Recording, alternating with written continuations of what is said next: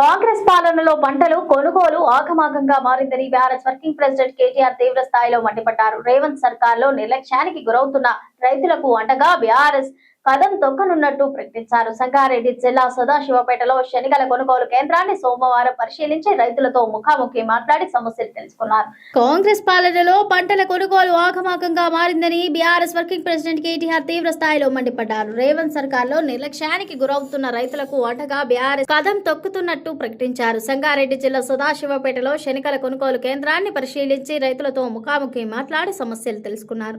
రైతుల ఇబ్బందులు చూసి చలించిపోయి ఇదే కొనుగోలు కేంద్రంగా వేదికగా రైతుల ఇబ్బందులు చూసి చలించిపోయి ఇదే కొనుగోలు కేంద్రం వేదికగా రాష్ట్ర రైతులకు మద్దతుగా బీఆర్ఎస్ పోరాటం చేస్తోందని ప్రకటించారు. రాబోయే వారం రోజుల పాటు బీఆర్ఎస్ ఎంపీ, ఎమ్మెల్యేలు, ఎమ్మెల్సీలు, నాయకులు రాష్ట్రంలోని అన్ని కొనుగోలు కేంద్రాలను పరిశీలించాలని, రైతులకు అండగా నిలవాలని పిలుపునిచ్చారు.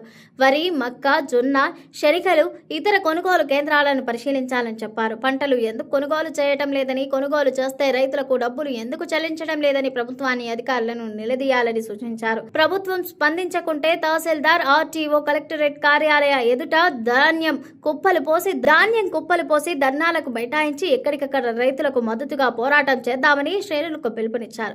సదాశివపేట డీసీఎంఎస్ శనిగల కొనుగోలు కేంద్రంలో రైతులతో మాట్లాడిన అనంతరం విలేకరులతో మాట్లాడారు. సంగారెడ్డి నియోజకవర్గంలో శనిగ, జొన్న రైతులు దయనీయ పరిస్థితులు ఎదుర్కొంటున్నారని, రైతులకు భరోసా ఇచ్చేందుకు సదాశివపేటకు రావాల్సిందిగా సంగారెడ్డి ఎమ్మెల్యే చింత ప్రభాకర్ తనను ఆహ్వానించారని తెలిపారు. ప్రభుత్వం శనిగలు పూర్తి స్థాయిలో కొనుగోలు చేయకపోవడంతో రైతులు తీవ్ర ఇబ్బందులు ఎదుర్కొంటున్నట్టు ఆవేదన వ్యక్తం చేశారు. రాష్ట్రమంతటా శనగ, వరి, మక్క, జొన్న రైతుల పరిస్థితి ఇలాగే ఉందని వాపోయారు. దీన్ని గమనించి రాబోయే వారం పాటు రైతులకు మద్దతుగా బీఆర్ఎస్ పోరాటం చేయనున్నట్టు తెలిపారు. పంటలు ఏవైనా సరే రైతులకు కనీస మద్దతు ధర ఇచ్చి డబ్బులు రైతుల ఖాతాల్లో చేరే వరకు బీఆర్ఎస్ నాయకత్వం గట్టిగా పోరాడనున్నట్టు తెలిపారు. ప్రభుత్వం పంటల కొనుగోళ్లను నిర్లక్ష్యం చేయడం వల్ల రైతులు దళాలకు అమ్ముకొని నష్టపోతున్నారని ఆవేదన వ్యక్తం చేశారు. ఇకనైనా అన్ని కొనుగోలు కేంద్రాలను ప్రారంభించి పంటలను కొనుగోలు చేయకుంటే రైతులతో కలిసి ప్రభుత్వాన్ని ఉక్కిరిబిక్కిరి చేస్తామని హెచ్చరించారు.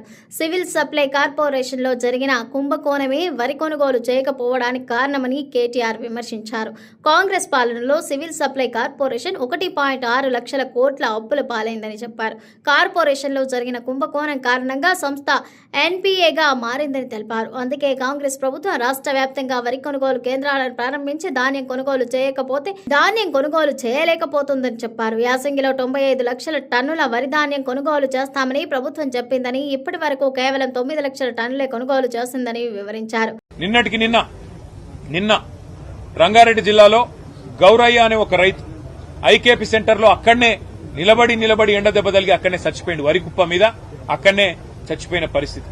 మహబూబాబాద్ లో వెంకన్న అనే రైతు ఒకటే రోజు, నేను చెప్పేది ఒకటే రోజు నిన్నటి మహబాద్ లో వెంకన్న అనే రైతు నిన్న సెంటర్లో కూసోని ఆఖరికి వానబడేటట్టుంటే అటూరికి ఇటూరికి ఆ టార్పాలిన్ కప్పేందుకు ఆయన మరి పంటను కాపాడుకునేందుకు ప్రయత్నం చేసి అక్కడికక్కడ పిడుగుపడితే సెంటర్లోనే ఆ వెంకన్న గారు కూడా చచ్చిపోయింది.